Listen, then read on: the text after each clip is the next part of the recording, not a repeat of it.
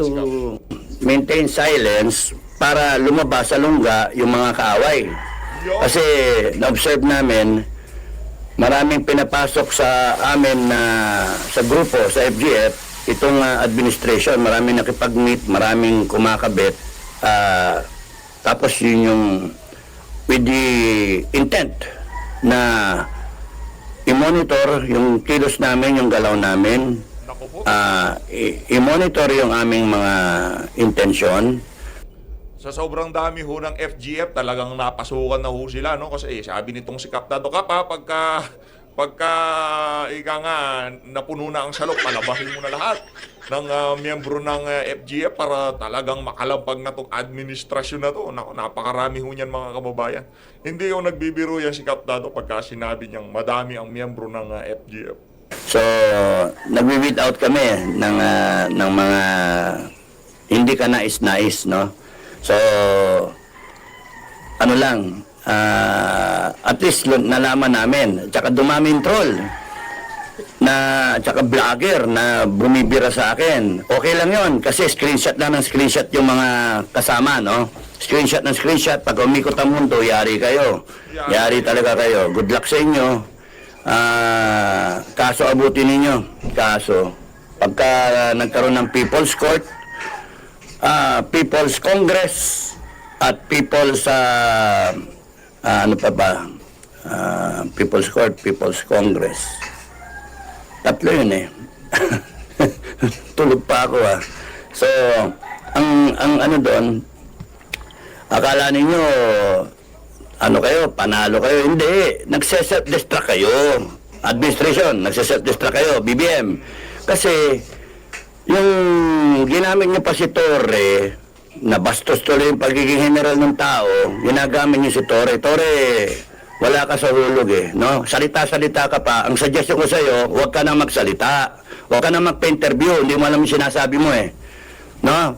Kung magpa-file kayo ng kaso, file kayo ng kaso, inciting to sedition, sana dinagdagan nyo, inciting nyo, rebellion, mga ganun, kompletuhin nyo, tapon nyo lahat ng kaso sa akin, haharapin ko. No? Yun na nga nag-offer sa akin na lawyer, pati lawyer's fees, sasagutin. Merong legal team na i-arrange. Tapos nun, pati pera, tinanggihan ko lahat. Tinanggihan ko lahat. Hindi ako yung tipo na I will cower in fear. Mga loko-loko kayo, mga administration, ano? Ay, nako. Ang hina ng utak ninyo talaga, no? Yung mga nag-a-advise sa kay BBM o kaya kay Tamba, ano kayo eh, ang hina ng utak ninyo eh. Meron pa kayong pa-connect sa akin na mag-suggest kay asylum. Gagamitin nyo pa yung mga tao na inosente na magsasuggest na itakas ako, punta akong Malaysia. Maggago kayo, mangbungbong. Hindi ako kagaya ni Bantag at ni Tebes o ni Pastor Kibuloy. Haharapin ko kayo. Kala ninyo, harapin ko kayo. Ang hudyat ko, pagka lumabas yung warrant of arrest, bababa ako, papakita ko, magpapunta ako sa kalsada. At sige, hulihin nyo ako. No, okay lang sa akin, kahit patayin nyo ako, okay lang sa akin. Tapos na yung buhay ko anyway, matagal na akong patay. Manood kayo ng vlog ko kasi like, share, subscribe. Manood kayo ng vlog ko. Kasi ano yan eh, nandun yung buong buhay ko. Kaya sana, kung nag-research kayo, manood kayo ng vlog, utusan yung mga bayaran na vlogger ninyo at mga troll, naknan to ko kayo. Hindi wala kayong karespeto sa tao, no? Ganyan yung nature ninyo. Ayan, nakikita ng tao. Nagsisimpatize yung tao sa akin. Yun eh. That's why it is more beneficial na tahimik ako para makita mismo ng taong bayan yung kawalangyaan ninyong lahat. O yan, di nakikita. O ngayon, self-destruct kayo. Lalo kayong madadali. Sabi sa inyo, madadali kayo. Hanggang January na lang kayo. Yun yung tingin ko, yun yung basa ko.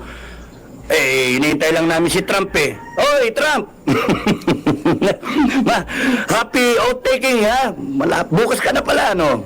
Is welcome by the international community. Now, as soon as Trump sits down as president, tapos yung gera sa Ukraine niya, in fact, luto na nga wala na si Zelensky. So, ano na si Zelensky? Okay na si Putin. So, magkabatiin dalawa. So, tigil yon. Yung Israel, ongoing yan. aayusin din yan, pero marunong si Trump eh. Aayusin niya itong China, yung area dito sa atin, sa Pacific. So, para makipag-usap ang China, ang tingin ko, opinion ko lang, gusto nyo inciting to, to create his own foreign policy. Ang tingin ko dyan, si Trump, pagka kinausap si presidency, hindi basta-basta makikipag-usap tong si presidency ng China. So, kinakailangan may idangle si Trump na parang come on, hello, pare, usap tayo pare. O, presidency, usap tayo. So, ang basa namin, ang idadangle dyan ni Trump, sige, tanggalin na si Bongbong. Good luck BBM, good luck. No? Eh, pagka nakaupo yan, yari ka, BBM. Hindi ako yung kalaban mo. Yung kalaban mo, yung, President ng United States na ang kalaban mo. Galit sa bangag. Galit sa bangag. Ayaw niya ng nagdodroga. In fact, ang i-adapt ni Trump na sa drug war ay yung digong tawag doon, digong model, Duterte model ng drug war. Gustong-gusto ni Trump gayahin yung digong model ng drug war ng Pilipinas. Ano meron doon sa digong model? Kami na bakal, no? Kami na bakal. Talagang matakot ka. Kung nagdodroga ka, iluluwa mo na lahat. No? Kaya nga, delikado ka, BBM. Sabi sa'yo, mag-hair follicle ka eh. Wala ka na. Tapos kayo, yung mga kasama mo. Kaya nga, Armed Forces and PNP, the first order of the day, pagka umikot ang gulong, Pagka umikot ang gulong at napuno na ang taong bayan and they to take command of the Armed Forces of the Philippines and the Philippine National Police. Kayo mga nandyan, magtimbang-timbang na kayo, galit na ang taong bayan, hindi ako yung galit. Galit na yung taong bayan. Kung wala kayong pakiramdam, sorry sa inyo, good luck. Now, yung taong bayan, they will recall the armed forces, I believe, no? They will recall the armed forces, take command of the armed forces, at yung mga ayaw mag-command, you will be retired. Under investigation, pending investigation, and forfeiture of your pay and your benefits, yung pension nyo, mawala. Yun yung basa ko sa mga kababayan natin. Spokesperson ako no? Yun yung dating, yun yung nilalango yung kape ko. Yun yung dating. So, delikado kayo. That's why, enough, AFP, PNP, enough of the doing nothing model, no? Enough. You have sworn to protect, to uphold the Constitution. You have sworn to protect, serve and protect the Filipino people. Maliwanag sa ating saligang batas.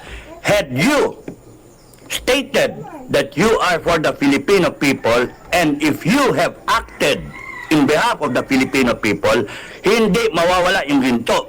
Hindi mananakawan yung PCSO because this dates back to December. Remember, in December, nag-withdrawal of support ako? 20 mil lang yung pumirma. So, walang kumilos walang kumikilos. So, hindi mawawala yung PhilHealth na yan, yung 60 billion. Hindi mawala yung walang yung na yan, yung flood control project na walang bakal, no? Hindi magkakaroon ng mga insertion sa budget ng 2024. Hindi naayos sana yun, na-repeal sana yung 2024 budget. Ngayon, nasa 2025 budget tayo. At puno ng blanco. Blankong cheque. Blankong pages.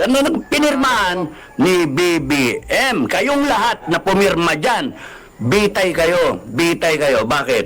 Because you have conspired. Ako, inciting. Kayo, conspiring to plunder the country. Mabigat yung offense nyo. Ako makulong ako. Kung pepekehin nyo yung kaso ko, kukulong nyo ako, okay lang, lalaya ako, buhay ako. Kayo, bitay kayo sa taong bayan because yung taong bayan mag-aano ng death penalty, magpapasa ng death penalty. In the event na yung taong bayan naglabasan yun sa kalsada en masse, and pumanig yung armed forces at saka yung PNP, kasi no choice ang AFP at PNP. Because kung hindi sila gagalaw, they will face the challenge of obsolescence. Ilang vlog ko na in-explain yan. Ma-obsolete kayo. Because nasa taong bayan, yung kapangyarihan. Intindihin nyo ha? Yung nakikinig. Nasa taong bayan yung kapangyarihan. Hindi pwede na kayo masunod AFP.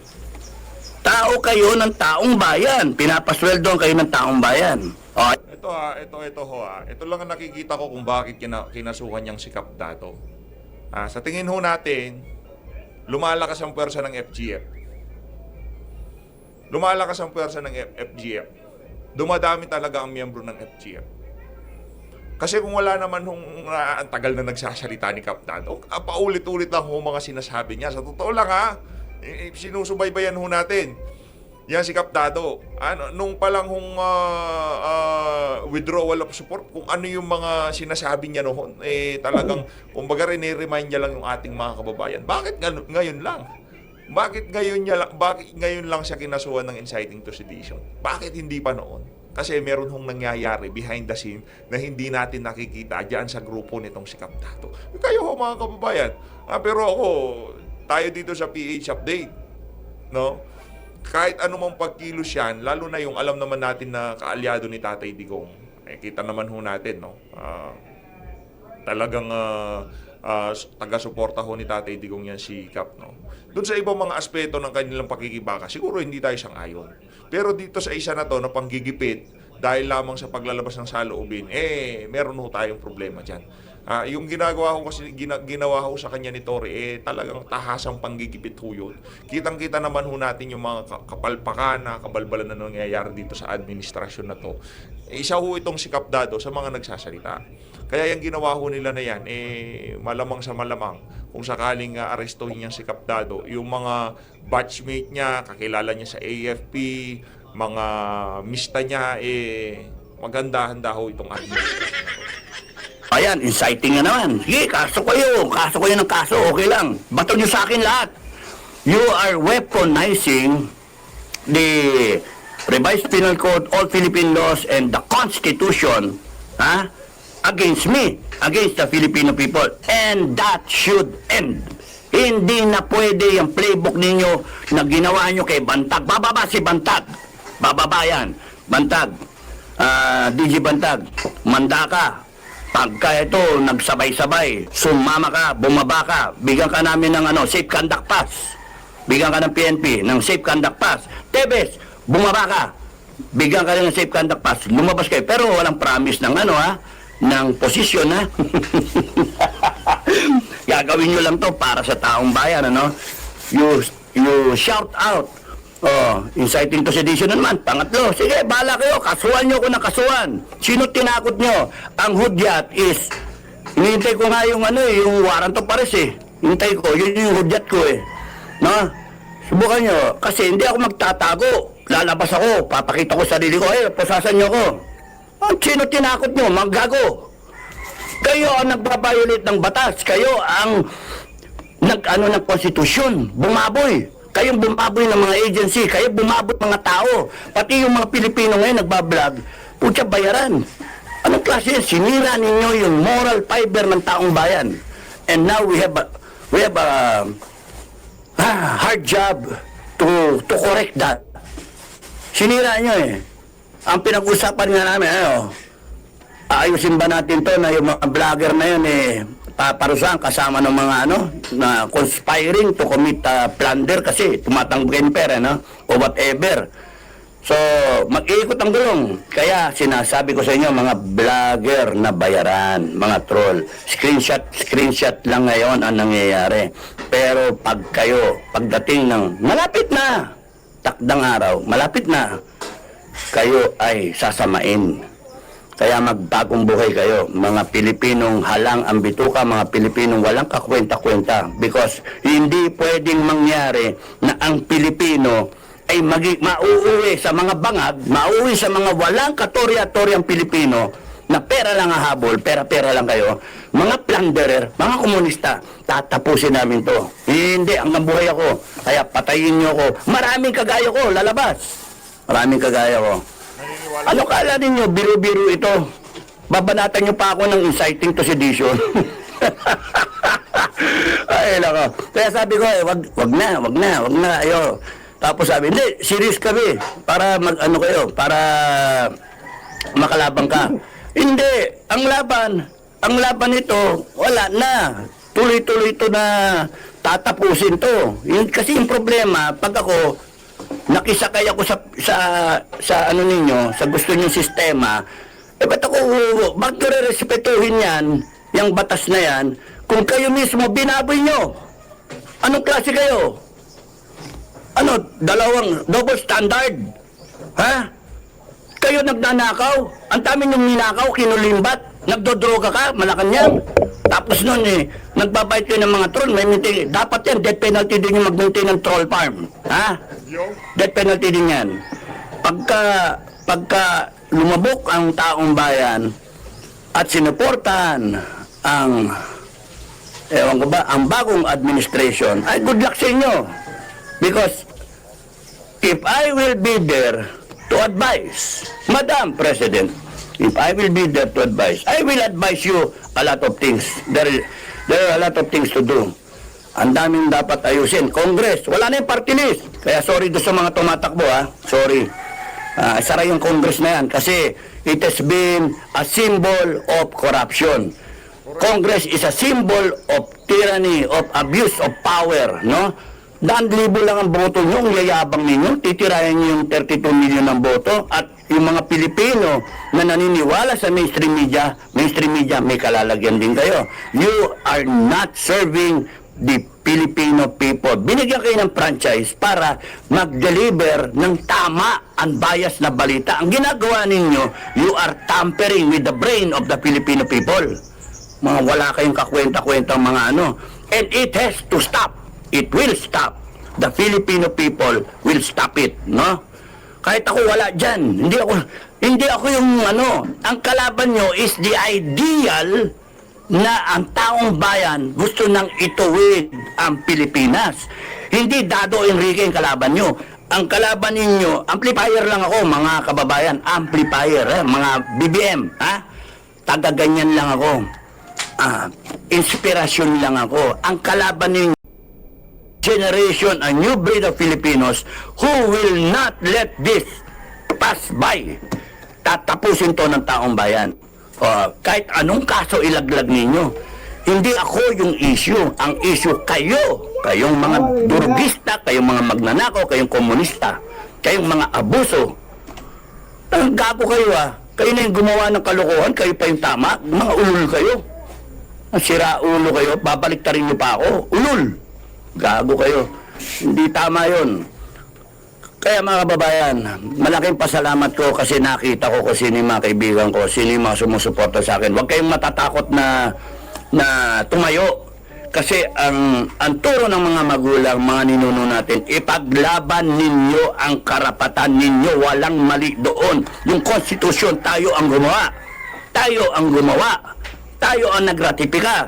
Papel lang yan, papel. Nilagyan natin ng buhay kasi we ratified the Constitution. Isa ako sa nagratify noong 1987. Pinagbatuhan yan. Tinanong sa mga tao, gusto niyo ba ito? Ako, hindi ko nga binabase. Basta ratify ako. Sige. Ngayon ko na-appreciate yung Constitution natin. Nandoon siya. May mga flaw. Yes. That's why we have to amend the Constitution. And we will amend it. When this thing is over, we will amend the Constitution. We will put the Council of Elders right there on top of the President. The Council of Elders will represent all sectors of society. MILF, NMLF, mga lahat ng ethnic groups, lahat ng grupo, PWD, mga lahat ng grupo, mayaman, mahirap, etc., etc. Pati yung mga LGD, ano yun? yung mga alanganin ba sa sex. Ay, nako. Mga depressed. I want every at each one of the Filipinos, all 119 million Filipinos, to be represented by an LD. Na pagka nakita na positive yung loko-loko na yan, na peking presidente, makita ng buong mundo, kahiya-hiya kayo. At kayong mga abusado, i-display namin kayo para sampalin kayo ng taong bayan. Hubad! Ano yung tawag doon sa French Revolution? Yung naka-pillory, nakaipit yung leg sa kahoy, nakalabas yung dalawang kamay na ganyan, parang ganyan. Lahat ng dadado, sampal. Political zoo. Kala nyo nagbibiro kami? Kasi hindi nyo na-appreciate, galit na yung taong bayan sa inyo. Nakaw pa kayo na nakaw. Hayop kayo. Tapos gagamitin yung batas laban sa amin, mga loko-loko kayo. Hindi pwede yun. At kayong mga kabagang na mga MUP, maraming salamat sa mga Scout Ranger. Alam ko naman di kayo, mga Scout Ranger, hindi nangiiwan eh. Maraming salamat sa inyo. Maraming salamat sa inspirasyon. At nandiyan kayo. Ang daming tumatawag sa akin, hindi ko na masagot, mga kabady ha. Hindi ko masagot kasi nga, minomonitor yung cellphone, ayaw ko kayo mapahamak. At tapos din to. Pagka lumabas ako at hinarap ko lahat, lumabas kayo. Ganun lang yun. Kita-kita tayo, may attendance check. Attendance check, ano? Okay. Gusto ko rin malaman kung nanahimik ako kung ano kung merong proseso sa kung sinusunod pa nila. Hindi, yung pagdanakaw nga nila, hindi na sinusunod eh. Bakit ako kasuhan ninyo eh? Bakit yung mga magnanakaw, di nyo kasuhan? Bilyon na ninakaw. Hindi naman ako nagdodroga. Bakit ganun? Ba't ako kinakasuhan ninyo? Bakit itong mga nagdodroga sa Malacanang at sa mga agency, hindi nyo kasuhan? Bakit hindi nyo kasuhan yung mga nagnanakaw? Sipin nyo yung future generations ng Filipinos apektado sa ginawa ninyo. Sindikato talaga kayo, mga magnanakaw kayo. Sindikato kayo. And kayong mga nag-conspire, the Filipino people will run after you. Because the Filipino people know kung ano yung kanilang karapatan. Nandun lang kami sa karapatan namin. Nandun lang kami sa katotohanan, sa katuwiran, sa katarungan, at sa aming kinabukasan. Yun lang kami. It is our right as Filipinos to seek a better destiny. Not this kind of government, not this kind of governance, not this kind of people who we call leaders and honorables. You are all trash. And we will throw you sa garbage can. Sa garbage sa trash can. We will sweep you. The Filipino people will sweep you. Ay. Okay. So, iba, yung mga vloggers. Gusto ko rin malaman yung mga vloggers, kung sino yung mga totoong vlogger. Pati dito sa Duterte side na vloggers, pinapanood namin. Lumabas kung sino yung totoo na mga vlogger at kung sino yung mga vlogger talaga na pera-pera lang, no?